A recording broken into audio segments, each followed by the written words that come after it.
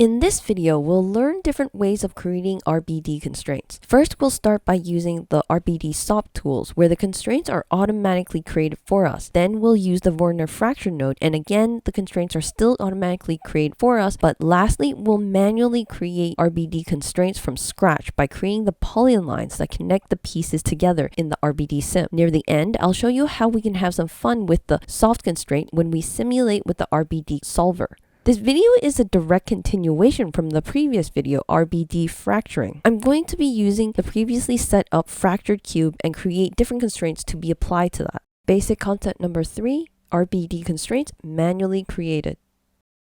The setup on the right is using the RBD Fracture, and the setup on the left is using the newer RBD material fracture. Why would you use the older manual RBD Fracture way, the way on the right, versus the way on the left? Like, when would you use which way? Well, the setup on the right gives you more control. It's a little more lightweight too, but you need to know that the version on the right is not doing everything for you. Like, yes, it is creating the constraints for you, and it has the fractured geometry, so you can hook it up to your RBD bullet solver. As in, this is the fractured geometry, it goes here, and then this is the constraints, it goes there. So we just hook it up as is into the RBD bullet solver, it won't work. It's going to throw an error, and it's saying it's missing a lot of information. It's missing constraint name. It's actually missing more than that. If we look over here into the RBD Fracture, and let's take a look into this geometry spreadsheet down here. Okay, if we come over here and we switch this fracture geometry to constraint geometry, does not have the name of the constraint. For example, if what type of constraint is it? Is it a glue constraint? Is it a soft constraint? A hinge constraint? Is it a pin constraint? And there's so many different types of constraints. You have to define that before you feed it into the RBD solver. So you can actually mix it up. So let's do this. Now let's finish this up. We manually fractured the geometry using the good old RBD Fracture way. We can also still mix it up between the old way of fracturing and the newer, and still use some of the newer RBD SOP tools. So if we type here RBD Constraint, we'll see that Houdini provides us with a lot of RBD constraint nodes. The one that we really want, because the constraints are made. Oh, that's one thing I should show you. If we take this output out, let's view it. Okay, that color, let's make it so it doesn't let us define the color within the RBD Fracture, but what we can do is overwrite the color. I'm going to overwrite the constraints color with red, and I'm overwriting the primitives. So this is only for visual purposes. I just want to show you what the RBD Fracture is actually giving us. Our constraints are the red lines, similar to what I showed you in before using the RBD material fracture node. The RBD Fracture is doing the same thing. It gives us these lines, except we're missing a lot of information in the geometry spreadsheet. For example, where's the constraint name? What type of constraint?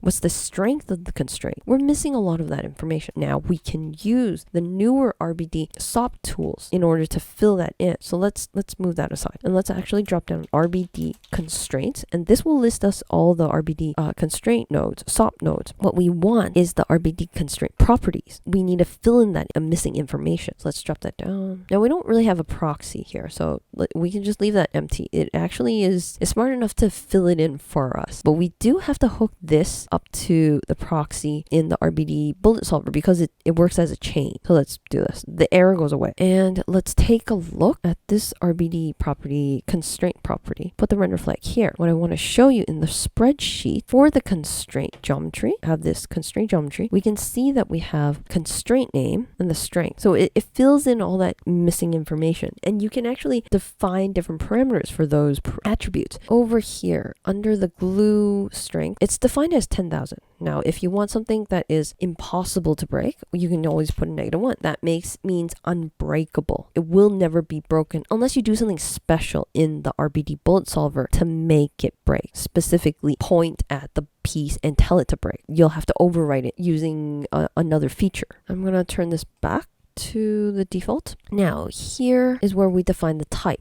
So we can choose glue, hard, soft. There's actually more. So this is what they have by default for this RBD constraint properties. You can switch it to a hard constraint. You can switch it to the soft constraint. The soft constraint is more like a spongy rubber band elastic feel. The glue and the hard is, it's more like a hard geometry, like shattering concrete. One of the neat features of using the RBD constraints node is the ability to switch when the constraint, so let's stick with the glue constraint over here.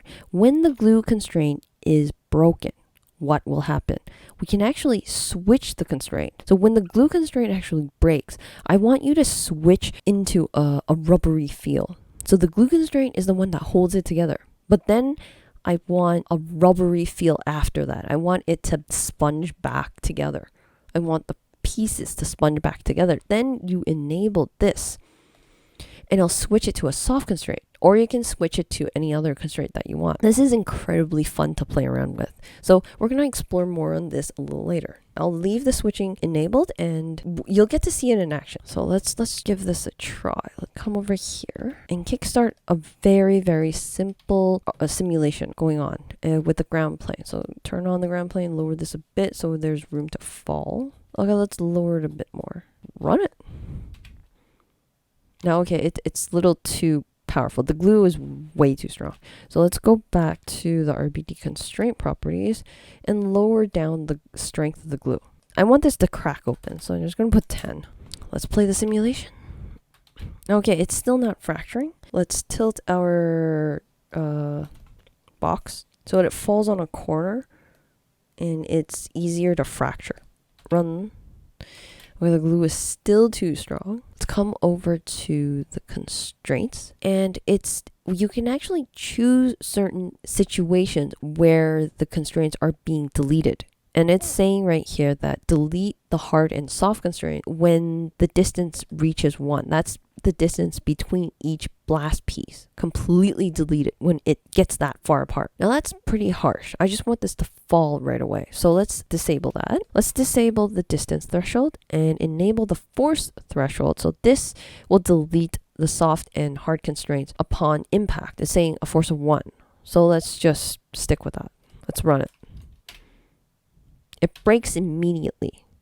Now, what I want to do is I want to leave the soft constraint. I want to show you what the soft constraint actually looks like. To delete the soft constraint. So only delete the hard and the glue, because really we just want to delete the glue because the glue's there. And switch the delete constraint to switch to next constraint, which is what we really want, because I want to show you the soft constraint, and that's the second part of the constraint. I'm going to lower the ground even more so it can have more room to fall. It just won't fall apart, will it? So my bet is that the soft constraint is holding this whole thing together. So let's go back to the RBD constraint properties, lower down the stiffness, the strength of the soft constraint.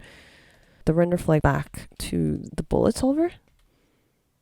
Okay, I don't know if you can see that. Let me get a closer view. You can see those red lines. They're trying to pull the geometry back together. That's because I have this constraint enabled. And now if we ever want to run into the similar situation and we want to debug the scene, is like, why isn't my geometry falling apart so easily? Well, you can visually see the constraint, and this will give you some debugging tools into seeing what's really going on. You can see the constraint by coming over to the bullet solver and to the visualization tab, enable the constraint geometry, and then choose constraint name. Show guides, like this can give you a radius, whatever. Let's make it thicker. Okay, there you go. See? This will show you what it looks like. Let me put it in wireframe mode. Okay, that's a little too big. Let's lower this a bit. There you go. See? That's the stuff that's trying to hold it together. It's trying to pull it back. So you can see it's still there. Now let's go back to the first frame. It's red. That's like the color that it assigned for us in the RBD bullet solver. So this shows us how we can use the Warner fracture it manually, and then still use some of the newer RBD SOP tools. Now, this is not very useful though. The way that I'm fracturing it here using the Warner fracture it's nothing special. We could just use the RBD material fracture and it would be even simpler, because we can just take both of these and I'm just going to drag it over. And I'm just going to hook it up to this one.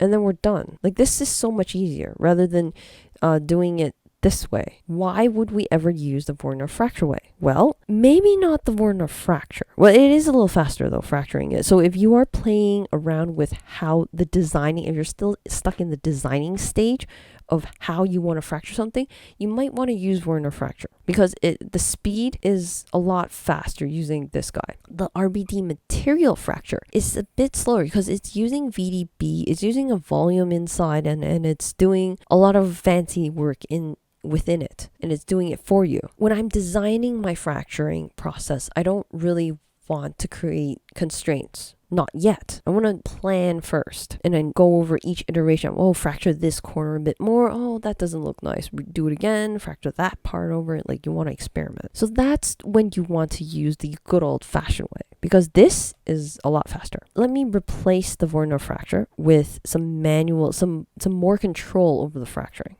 So let's take the Warner Fracture and the scatter node. Let's delete that. Let's disconnect all this guy. Remove this. Now, let's throw down, put the render flag on the cube. Let's drop down. I'm going to slice this cube using a grid. So I'm going to drop down a grid. My render flag on the grid. Template the box. My grid is way too big. I'm going to change this. I'm going to change the size to something like 3 to 3. I think that should be good. And I don't need that many rows. I just simply want to use this as a cutter. So 2 by 2 is good for me. Now I'm going to take the grid, throw down, transform. So I'm going to manipulate where the grid is. But before I do that, let's set this all up first. Let's drop down a Boolean node. The Boolean node will be the one to cut this for me, cut the box for me. Now hook this up over here. The geometry to be cut, geometry B will be the shattering one. Really, you can do either one. Like, it can be vice versa. Like, you can go like this. Boolean node, you just have to like specify the right parameters for it. I don't like crisscrossing, so I'm just going to stick with like this. Put the render flag on the Boolean node and look over here. Set A, that refers to the first input. That's this one over here. That's set A. This is actually a solid, so that's good. Set B, so this is the second input over here. This is not a solid. This is a grid. Let's come over here and choose surface. And what do we want to do? We're not subtracting stuff anymore. So what we want to do here is output geometry, what operation we want. Well, it's not subtraction. It's not A minus B if we choose this one. And you can select shatter. It's hard to tell in the viewport, but it is being sliced. What we're going to do here is drop down an RBD exploded view. I'm going to color this black just because it's only for visual purposes. And I'm going to lower this a bit so it's a little closer. Okay, so you can see that it's sliced up. Remove that template. Transform here, and I'm going to here, template the grid so we can see what we're slicing. I want to slice it like this, slice it like that. I'm customizing how I want this piece to be sliced. So that's perfect. We have full control in how we want to fracture our geometry. We no longer have the Warner Fracture node that automatically outputs the constraint and the geometry. Like, if you go back and you see the Warner Fracture, it automatically gives us the fracture geometry, and then the second output, it automatically creates the constraints for us. We no longer have that luxury doing this from scratch. Let's select the Boolean node and let's take a look at the geometry spreadsheet. The piece names are not here. Let's look in the primitives. There's no piece names. Well, I want to name each piece. This is a simple split. There's 2 pieces. What if you had like 1,000 pieces? Well, you don't want to manually rename each one. We can drop down an assemble node. This automatically has the create name attribute selected. So if we look in the geometry spreadsheet, we have our pieces. Remember to not select create pack primitives. Do not select this. If you are deciding to use the newer RBD SOP tools, there is an RBD configure and an RBD pack node. Those will pack it for you in a whole different way. So this is no longer needed to pack. It may confuse the workflow and cause unexpected behavior. So make sure this is clear. So this is the one that you want. The create name attribute is the one you want. Wait, we still don't have constraints. We're on the assemble node. We still don't have constraints. There's nothing here. There's no lines holding it together. Now let's come over here and drop down connected adjacent pieces. This will create lines in between each fractured piece for us. So let's drop that down. Let me template the geometry over here so we can actually see our box. So it's creating points there for us, which is, let's borrow this RBD explode view and let's see what happens. This first one, okay, let's drop down some nulls. Fractured geometry goes to the first input. Constraints, second input, and let's put the render flag here. Now we still don't see the constraints. That's because we need to enable the constraints in the RBD exploded view. Let's check this. Let's go into wireframe node. We still can't see it just because it's way too close. Let's move this further apart. Okay, now you're going to start to see these lines. They're all white, so that doesn't really help. Let me pull this down. Sorry. I need a bit more real estate. Let me overwrite the color of the constraint so we can actually see something. Let's stick with yellow this time. So now we can see the constraints. Thanks to the RBD explode view, these are the constraints that we manually created, all thanks to this connected adjacent pieces node, which is perfect. Now there are different ways for you to create these constraints. You can see that this is connected on each individual points of each blast piece. We might not want that. Maybe we just want the center of each blast piece and connect them using that. If that's what you want, let's come over here to the connected adjacent pieces. Connection, you can actually choose the different connection type. Surface points, I believe. Okay, this will use the center of each blast piece, the center points. I usually like the surface points, so this is my favorite one. Remember to check the length attribute. This calculates the rest length of the geometry in the non-exploded view. So this is the non-exploded view. The constraints are in there. It's just collapsed because we're not exploding it. It will calculate the resting position, which is 0 because it's collapsed together. It's really close together. This attribute will affect the bullet solver. Now I'm going to delete this.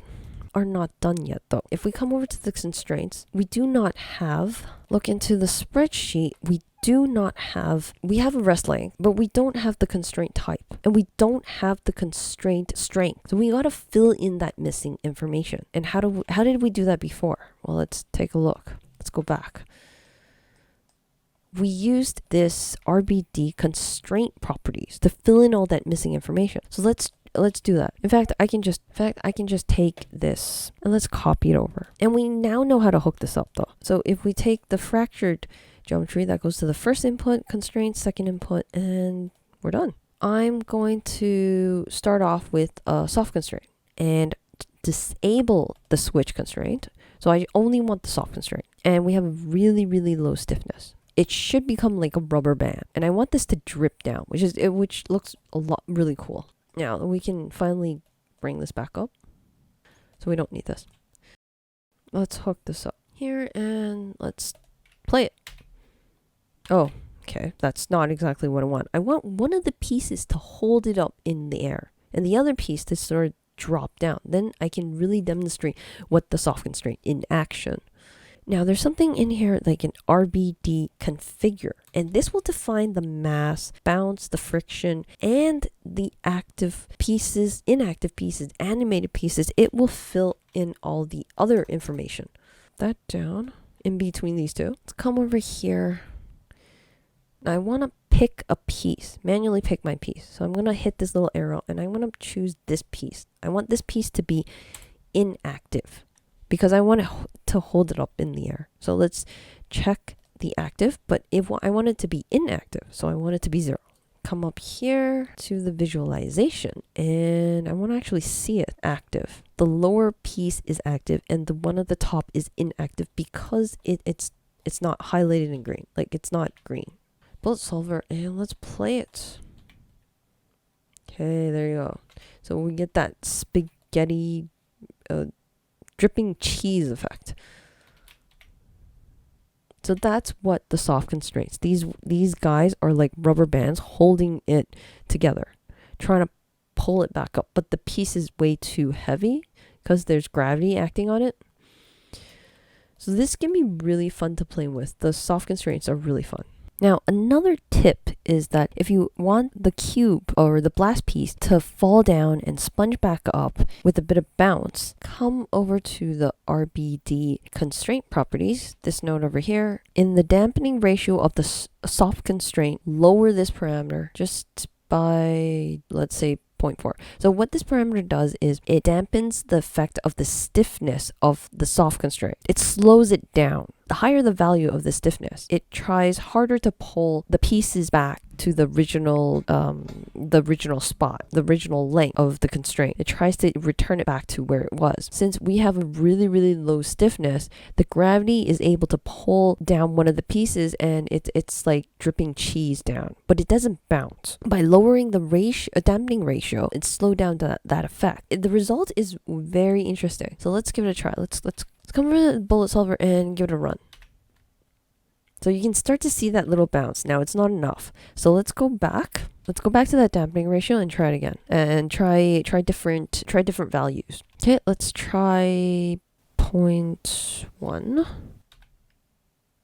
Oh, there it really goes. So the lower that value, the more bouncy it becomes. We can also try a combination of the stiffness and the dampening ratio to get like different effects. Let's try lowering the stiffness and see what happens. Oh, okay. That's too much. It falls to the ground. It just stays there because we need a bit of force to pull it back up for the spongy. So let's just try 0.26. Oh, that really gets stringy. So you can have a lot of fun with this. For a fun exercise, I decided to experiment with these two setups that I already had and mix it a bit. So instead of using the RBD Fractured, which is a very boring, like a cube sliced in two different pieces, which is super boring, I'm going to feed in this RBD material fracture into our spongy RBD setup. I'm going to come over here to the RBD material fracture. I want to change the number of fractures I'm doing to the RBD material fracture over here. So right now in the scatter points that is feeding into the RBD, the guide points is 10. I'm going to bump this up to 50. This was left off from the previous video on RBD fracturing. Now let's just take a look what this looks like. RBD exploded view. So we have way more points to deal with compared to the 10 pieces. We have way more to work with. Let's see what we get. Let's spice it up a bit too. And I'm going to come over to this RBD configure. I'm going to select my active pieces. I'm just going to select, yeah, I think, let me go into wireframe. Okay, I'm going to select the top pieces and make them inactive. So everything else is active. Play it. Oh, that looks great.